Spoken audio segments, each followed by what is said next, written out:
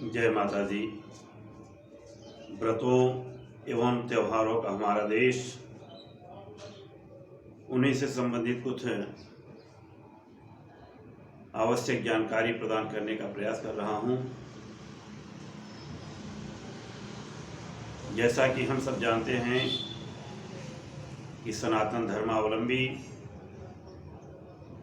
सभी लोग वर्ष में बहुत ऐसे त्यौहार होते हैं जिसको हम अनवरत करते आ रहे हैं।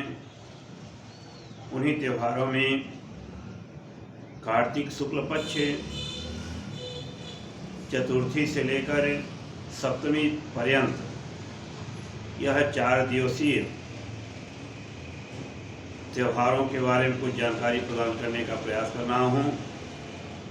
यदि वीडियो अच्छा लगे इसको लाइक करें, सब्सक्राइब करें और शेयर करें। वर्तमान समय में पूर्वी उत्तर प्रदेश को लेकर कहें या पूरे भारतवर्ष में पूर्वी प्रदेशों में इस समय सूर्य षष्ठी का व्रत विशेष हर्षोल्लास के साथ मनाया जाता है। यह व्रत पौराणिक आख्यान तो नहीं मिलते, लेकिन सूर्य को अर्घ्य देना यह प्राचीन परंपरा एवं पौराणिक सनातन धर्म में अनवरत चली आ रही है। उसी पूजन का यह एक क्रम है।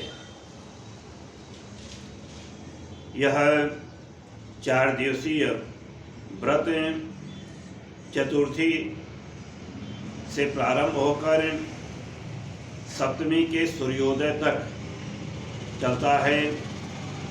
इस व्रत को बहुत ही शुद्धता एवं कठिन व्रत कहा जाता है। पहले दिन केवल शुद्ध सात्विक आहार लेकर व्रत किया जाता है। अगले दिन पंचमी को दिन भर निराहार रहकर रात में किसी नए पात्र में खीर चावल को बना करके उसको पान किया जाता है। उसके बाद षष्ठी को पूरे दिन और रात यानी 36 घंटे का यह व्रत उपवास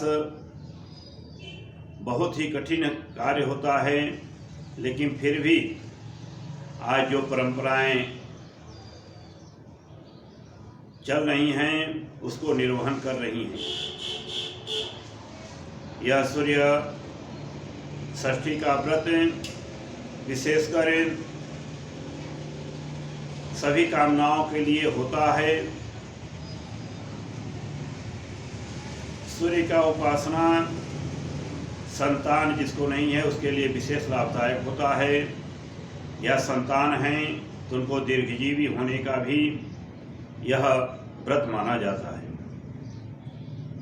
कुंडली से संबंधित यदि सूर्य की दशा प्रतिकूल हो, उस स्थिति में भी यह व्रत करने से अनुकूलता की स्थिति प्राप्त होती है। यह व्रत को करने वाला व्यक्ति ओम श्रद्धा विश्वास के साथ षष्ठी दिवस को दिन भर व्रत रहने के बाद सायंकाल सूर्य को अर्घ्य देने की विधि है। सूर्यार्घ्य और दिनों में तो सूर्य को उदय होने का अर्घ्य देने का विधान है, परंतु इस व्रत में सूर्यास्त का भी विशेष महत्व होता है। इस दिन सायंकाल सूर्यास्त के समय किसी नदी सरोवर में जाकर के पंचदेव की पूजन करने का विधान है। उसमें जैसा कि हम सब जानते हैं किसी भी कार्य को प्रारंभ करने में गणेश का पूजन आवश्यक है।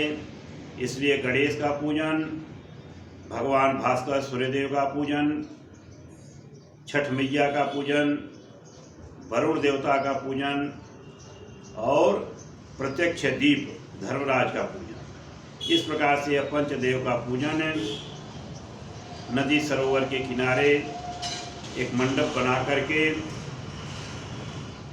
उसमें चारों तरफ खंभे हों, केले का पत्ता हो, ईख की पेड़ हो, इन सब लगाकर विधिवत मंडप बनाया जाता है। इन पंचदेव का पूजन करने के बाद सूर्यास्त के समय अर्घ दिया जाता है और पूरी रात छठ मैया के गीत का गाते हुए रात व्यतीत करते हैं। प्रातःकाल ब्रह्म मुहूर्त में से उठकर पुनः सूर्य को अर्घ देने के बाद यह व्रत की समाप्ति होती है। इस प्रकार से यह व्रत करने वाले व्यक्ति की सभी मनोकामनाएं परिपूर्ण हो जाती हैं। शारीरिक कुष्ठ रोग से संबंधित कोई व्याधि यदि शरीर में रहती है तो उससे उसका भी शमन हो जाता है।